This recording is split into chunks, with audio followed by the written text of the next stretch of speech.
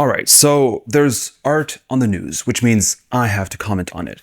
And it's political. I love politics. It's about the monarchy, though. Still, let's check it out.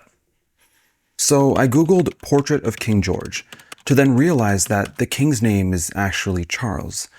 So I corrected it and found this.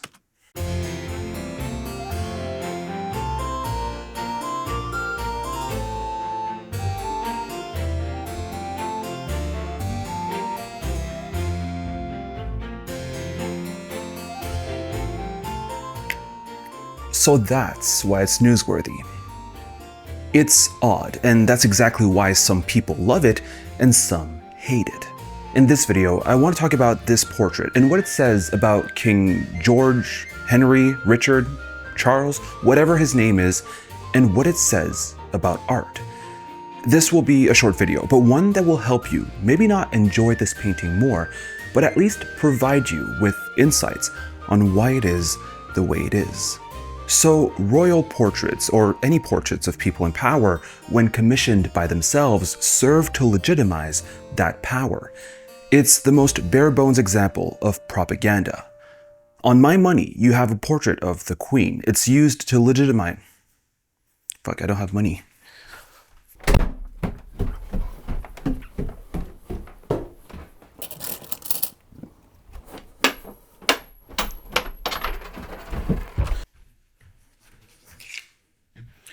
All right, I hope it's in focus. See, this is my money. This is the Queen. All right. On my money, you have a portrait of the Queen. It's used to legitimize her power, I guess. Showing your face to your subjects is important because you only have power over them as long as they know who you are and they recognize you as being in that position. A royal portrait and its distribution is all about making the monarch recognizable and legitimate. Legitimate. Jonathan Yeo's portrait reveals many things, the first one being the crown's crisis of legitimacy. The future of the royalty's legitimacy is extremely shaky. 77% of Brits over the age of 65 believe that the monarchy is good for Britain. That's really high, so there isn't a crisis, right? Right? Well, for Brits between the age of 18 and 24, the woke generation as I call them, that percentage drops to 30%. This is the first time there's a new monarch in over 70 years, and this new monarch, if he wants to keep his job and protect the power for his lineage, really needs to work to get the youth interested. Oh, hello fellow kids. You guys want to go look at modern art? King Charles is cool. He's not like the other kings with their boring portraits. He's a new king, a 21st century king. See, he's not about power like kings have always been, even though he has all those medals and a sword. No, look at the pretty butterfly. A monarch butterfly. The monarch butterfly, as said by the artist himself, symbolizes not only Charles' transformation into a monarch lately, but also, and more importantly for the youth, his environmentalism. Honestly, I don't know if Charles is an environmentalist or not, and honestly, I don't care much. But they tried marketing, and there's no difference between marketing and propaganda, so they propagandized him as the Green King, the environmental king. They're literally greenwashing monarchy now. Britain now has a carbon-neutral and biodegradable king.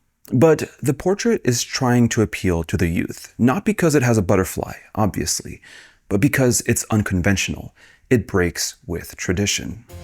One of the many reasons why the youth don't like the monarchy is because it comes off as an old, rigid, conservative, posh, stuck-up institution.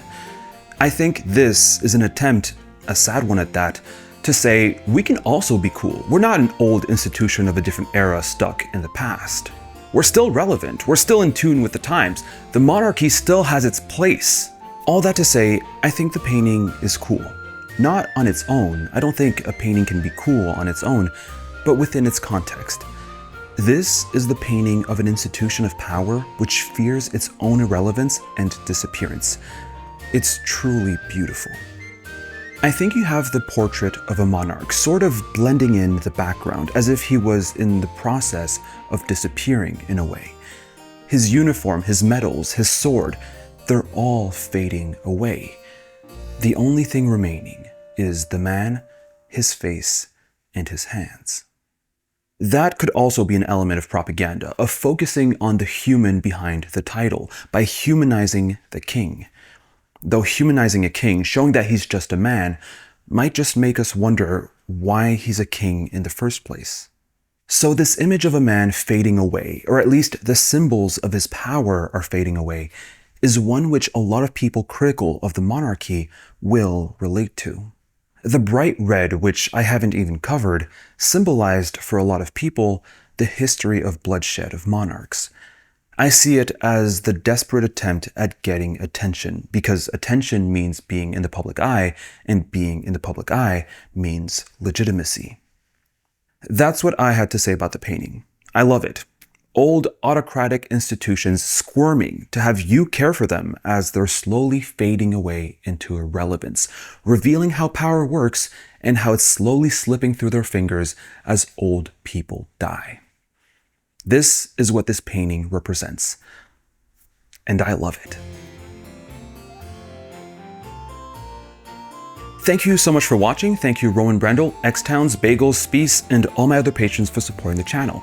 If you also want to help out, leave a like, subscribe, and check out patreon.com/thecanvas. Thank you so much.